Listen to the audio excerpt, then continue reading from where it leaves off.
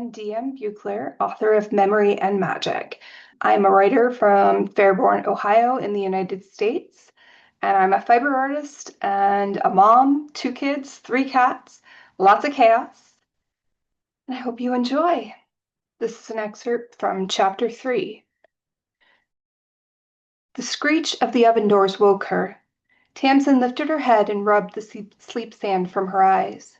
If Baker was setting the loaves in to bake, it must be dawn. She'd slept through the bells. Did the man still live? She pushed the window open and blinked as the room's dimness brightened. The man had not moved in the night. Tamsin shrugged out of her blanket and checked his breathing. It was still steady and even. His heartbeat was the same. She peeled back an eyelid. No change since last night. That wasn't good. She shook his shoulder gently, then harder. Whatever residue of magic that he'd touched had faded from him in the night.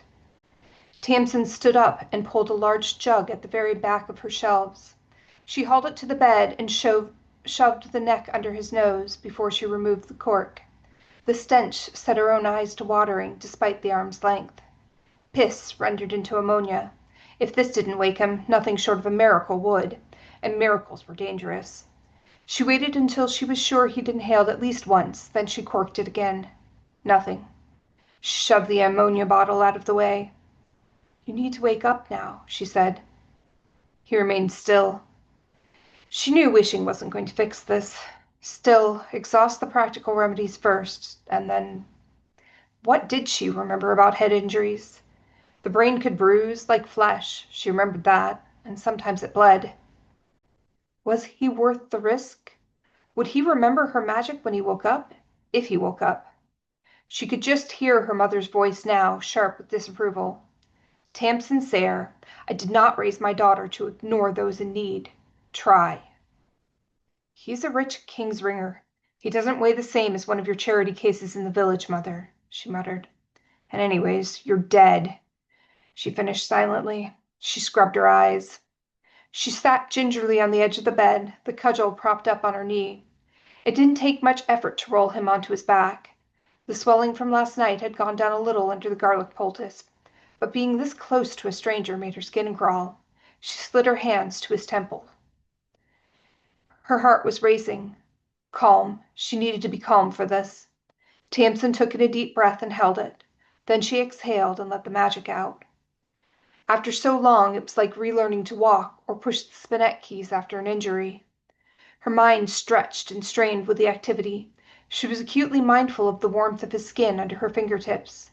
His cheeks were rough with stubble where the heels of her hands cupped them. Somewhere in the middle of the night, his lip had split again. She bent over and slowly spread her lips over the cut, a gross parody of a kiss. Copper and salt slid over her tongue and brought with it a keen awareness of him. It wasn't enough. She stretched her mind further through the bond, and with a sort of a click, she wasn't in her own body anymore. The first thing she noticed was their pain. Their head felt like it was underwater, their right knee was sprained and throbbing, everything ached, and there was a sting of freshly opened cuts on their face and hands. Too much information pulsed its way through her. For a moment his injuries asphyxiated her. Tamsin pulled back until she could feel where her body ended and his began. Sloppy. Mother would have had sharp words for anyone who jumped too quickly into a healing. Smaller bruises and contusions dappled his body, and an old scar twinged at his shoulder. Irritating, but irrelevant to what she needed to do. She pushed all that pain away and sharpened her focus down to just his skull. Something was wrong there. It wasn't just the blow to the temple or the hidden injury under his hair. His mind was like nothing she had ever felt before, like wood sanded too far into the grain. It was another compression that kept him unconscious. The back part of his brain was bleeding slowly and under enormous pressure. She threaded a thin bit of her magic through his veins and stopped the trickle of blood. That was the easy part. Then she drained the fluids away, absorbing them into his own flesh. Outside of his head, she was dimly aware that his nose was bleeding over her lips. Or maybe it was her own. She was going too fast. As the pressure lessened, she felt his mind start to stir. She used a third wisp of magic to put him into a true sleep. If he woke up and interrupted her now, it could make her lose all the threads, and the resulting snap could be lethal to both of them. This third thread was almost too much for her. Her mind was as taut as the warp on a loom, keeping the blood draining evenly. Too fast was almost as bad as too slow here. While the pressure abated, she checked his other injuries. The man's temple injury wasn't damaging. Welled skin, mostly. It would heal in a few days. But the shape of his mind was disquieting. In a deep healing like this, she should feel more of the temperament of the person's head she was skittering around in. Here, there was nothing. Was it the magic she'd smelled last night? She shifted a little deeper. Whatever caused it was outside of the magic she knew. At the corner of her awareness, she could see a gray fog sliding in around her. She was spending too much of her energy, too fast. Tamsin pulled her magic back. Slowly, her heart started beating its own rhythm again. She could feel the stool beneath her and hear the sounds of people walking down the street outside. The salt flavor left her tongue. Then she was back, looking down at him, blood drying around her chin. He was still asleep. She pushed herself up from the stool, and the room tilted. She clutched the wall until it settled into a less dizzying wobble. Food. She needed something to eat after that. Something sweet would be best. Her mind filled with images of jam-filled tarts and honeyed rolls still warm. The aroma from Baker's oven was overwhelming. She pulled a few of the dried mint leaves down from the stalk on the ceiling and chewed. It helped, a little. She managed to wet a rag down and wipe the blood off of her face. The man's color had improved a little. His face under the grime was kind-featured, with a strong chin and sharp cheeks. She reached over and gingerly daubed at the blood drying under his nose. He was going to live. She tried to celebrate that, but everything was still exhaustion and hunger. Still, Lacey would be pleased. Should she let him rest a little longer? Her stomach growled again. No, there was not enough time. She pushed the exhaustion back with practiced effort. That was a loan with interest higher than the scripters charged. She'd need food soon.